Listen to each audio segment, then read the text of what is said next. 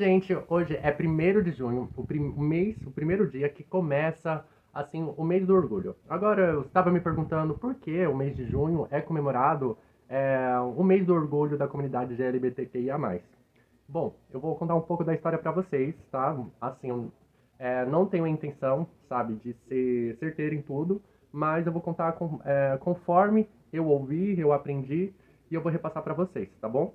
Bom, o mês do orgulho começou, então várias empresas e várias instituições começam a lembrar desse mês, como existe um mês do outubro rosa, o azul, amarelo, também tem o mês de junho que é celebrado o mês do orgulho da comunidade LGBTQIA+. E, bom, isso começou já não faz muito tempo, foi lá para a volta de 1970 em Nova York. Sim. E eu acho legal contar essa história porque, sabe aquela história, né? Que antigamente, infelizmente ainda existe pessoas com essa mentalidade que falavam que preferia um filho bandido do que um filho homossexual.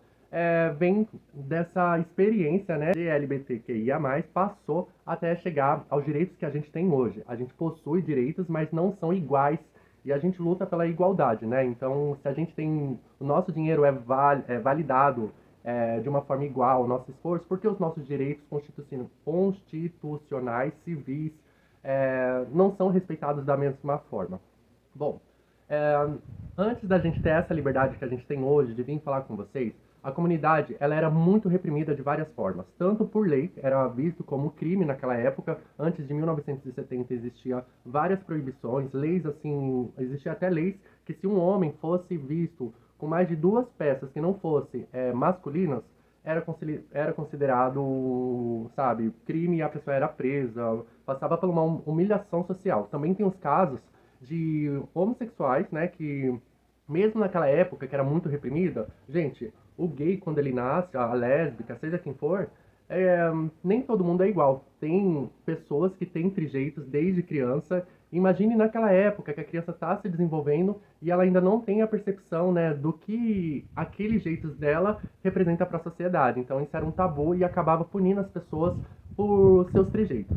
Uma das formas mais horríveis que existia nessa época era que se descobrisse que alguém era, sabe, da comunidade, o que eles faziam? Eles anunciavam no jornal, envergonhava a família, a pessoa ou era linchada, morta por um linchamento, ou ela era expulsa da região que ela morava, porque para a sociedade da cabecinha daquela época, as pessoas iam se contagiar, né? Isso ia passar, ia contaminar, era um grande pecado.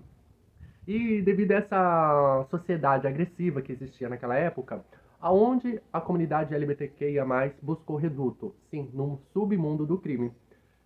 Lá naquela região de Nova York existia uma rua, um bar específico que era conhecido como bar de prostituição, drogas, e os gays acabavam indo morar nessas regiões, né, os subúrbios, e onde eles conseguiam ter uma certa proteção.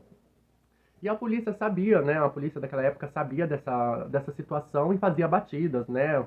E cada vez era mais violenta, batia em todo mundo. E como você não era visto como um cidadão, como uma pessoa, então para quem você vai pedir socorro? Então existia essa máfia, né? Tipo, de pagar algumas taxas, o crime organizado, para manter aquele lugar. Porém, teve uma época que chegou um presidente lá e ele falou que ia caçar, né, esses lugares, né, porque era um lugar pecaminoso contra a família tradicional, e, enfim. E ele começou a fazer isso. Então, essas batidas policiais nesse bar começou a acontecer com muito mais frequência e de forma muito mais violenta, a ponto de machucar pessoas, sumir com pessoas. Então, aquilo virou um caos. E a comunidade, ela sempre corria dessa situação, ela sempre voltava atrás. Até um dia, é o que eu falo, sempre tem que ter um ousado, sempre tem que ter um ativista, sabe? E aquela situação acho que criou, né, uma das pessoas que foi a que iniciou, né, o calor para que as pessoas se rebelassem contra essa crueldade que ele estava vivendo, porque se eles estavam lá naquela situação não foi porque ele foi a escolha deles, né, foi que a forma que a sociedade tratou eles, tirando deles todas as possibilidades que eles têm de ter uma vida digna, eles acabaram morando no submundo. E muitos acabavam não aceitando isso, né? Mas não tinha coragem de enfrentar porque sabia que na justiça daquela época não teria respaldo, né, para se defender. Então, em uma dessas batidas policiais nesse bar, sim, aconteceu a maior treta. Uma das travestis da época se manifestou jogando uma pedra contra as polícias. Um feito até o momento né, inovador. E a polícia não imaginava que ia ter essa reação das pessoas devido à batida, já que as outras vezes eles iam lá e não acontecia nada. Então, foram lá, os gays, as travestis, todo mundo se juntaram para mostrar força, né? Porque uma sociedade que é unida, ela consegue as coisas muito mais rápida e de uma forma eficiente. Então, o mês de junho, ele ficou marcado devido a essa batida policial, que foi no período de junho, que aconteceu isso. Então, o mês de junho, hoje ele é reconhecido como mês do orgulho, porque devido a essas várias lutas que tiveram nesse período, para que hoje a gente possa ter essa conquista, direitos civis, e continuar lutando para que a gente tenha os mesmos direitos que um cidadão hétero tem, sabe? E isso é um direito que a comunidade LGBTQI luta com muita força, principalmente contra esses partidos, né, extremamente ultraconservadores, essas pessoas que têm cabecinha religiosa e não pensam em outra coisa e acham que pelo fato deles considerar que a gente é um pecado, um mal nesse mundo, a gente não deve ter direitos iguais ou direitos humanos previstos na Constituição de uma forma igualitária. Bom, o que aconteceu depois dessas lutas, dessa briga aí em Nova York em 1970? Após essa batalha, né, eu acredito que a violência não é a solução para tudo, mas para você chegar numa situação dessa, existem vários parâmetros que deveriam ser levados em consideração, né? Naquela época, a humilhação, né, a homofobia, o preconceito, o medo, porque nessa época também teve o período lá do HIV também surgindo, então o homossexual ele virou o grande monstro da sociedade, que sua relação sexual era vista como uma propagação, né, de doença sexualmente transmissível. E hoje, né, graças à ciência, as pessoas evoluíram e elas sabem que esse problema de DST não é da comunidade LGBTQIA+.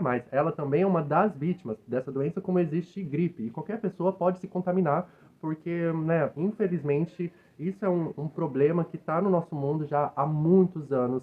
E antes que existisse os gays, já existia, né, esse problema de saúde sanitária. Uma consequência disso também foi que depois desse evento, eu acredito que eu acho que foi em 1969, que foi lá no bar de Stonewall que aconteceu isso. Aí lá para 1970 teve a primeira manifestação, né, que as pessoas saíram à rua com a coragem de se mostrar sua identidade para o mundo e confrontar a sociedade que era ultraconservadora daquela época. E eles conseguiram isso nos Estados Unidos e foi se rebelando para vários outros países. O Brasil chegou a esse movimento da liberdade de você ser quem é em 1970, não, 1997, que foi o período que teve a primeira parada, que naquela época era a GLBT, que foi lá na Paulista. E depois desse período, esse movimento só foi buscando e agregando mais simpatizante, mais pessoas foram entendendo a causa da comunidade e hoje tem essa proporção. Por isso que esse mês é comemorado o mês do orgulho. Esse mês ele se refere a esse evento no Stonewall, que era o bar lá em Nova York, de 1969. Então, virou uma referência, um dia mundial para se falar sobre a liberdade e o orgulho e o direito de você ser quem você é. No Brasil, se eu não me engano, aqui é dia 25 de março que é comemorado o Dia do Orgulho. Para você ver, tem a data nacional e a data internacional. E você lembrar que hoje a gente tem essa liberdade de se expressar livremente e se não gostar de como as pessoas nos tratam, a gente buscar por justiça, é fantástico, porque por mais que ainda a gente não tenha todos os direitos, ainda a gente pode se garantir, né, como um cidadão e buscar recursos, ajuda, né, ao poder público, que é onde, né, é o que pondera a nossa sociedade. Eu sei, ó, nesse período eu já tô vendo várias gente babaca fazendo piadas sobre a comunidade LGBTQIA+, e tal. Gente, eu não sei de onde vocês tiram na cabeça que o ser lésbica, ser homossexual, ser transexual, pansexual, bissexual, ou enfim, seja o que for. Isso não é transmissível, isso não é contagioso. Se você tem desejos por pessoas de sexo semelhante, gente, você tem que viver a sua intensidade, você fingir que você não existe esse sentimento em você, sabe, você fingir que não existe essa persona que você tenta calar de várias formas, isso só vai te enlouquecer. E isso, para você entender como isso é tão forte, que lá naquela época, os gays daquela época, as lésbicas, as travestis, era a única coisa que eles tinham para se manter no direito de viver a sua vida da forma que eles acham que ele deve viver, né? E eu até acho que eu falei uma fala errada. A gente não acha, a gente vem para esse mundo assim. Por isso que eu não acredito em cura gay, em milagre, gente. Eu acho que essas pessoas em breve têm notícias tristes, porque uma pessoa que é condicionada a viver a verdade dos outros e não a sua é muito infeliz, é muito infeliz. Bom, esse foi a historinha de hoje, para vocês entenderem um porquê existe o mês do orgulho. Gente, isso não é bobagem. Por mais que você já tenha todos os seus direitos garantidos como uma pessoa hétera, você tem que entender que outras pessoas ainda não possuem os seus direitos. E o fato de você tentar impedir o direito dessas pessoas a ter acesso à justiça, à lei, à igualdade, só mostra como, sabe, você, que tem esse pensamento, é uma pessoa de cabeça muito limitada, não consegue ver o próximo além das suas próprias, né, diretrizes, dogmas, conceitos, né? E certos valores que só ajudam a dividir a sociedade de uma forma extremamente injusta e que as pessoas que nascem assim, elas não devem ser apedrejadas por isso, porque a gente não escolhe. Eu gosto de fazer essa pergunta: em que momento você escolheu ser homem? E em que momento você escolheu ser mulher? E em qual momento você optou entre ser gay, lésbicas, hétero? Teve algum momento na sua vida? Porque pra mim nunca teve. É sempre uma identidade que você vai se descobrindo como lidar com ela. É fantástico a vida. Por isso existe essa diversidade, porque cada lugar que você mora, que você vive, possui uma experiência, uma cultura, uma vivência e, né, conforme o seu código genético, isso vai te desenvolver como uma pessoa. Então, se você se identificou com alguma coisa que eu te falei, se foi pro lado negativo, melhore como pessoa. Ainda dá tempo de amar as pessoas como elas são, aceitar elas da forma que elas vêm.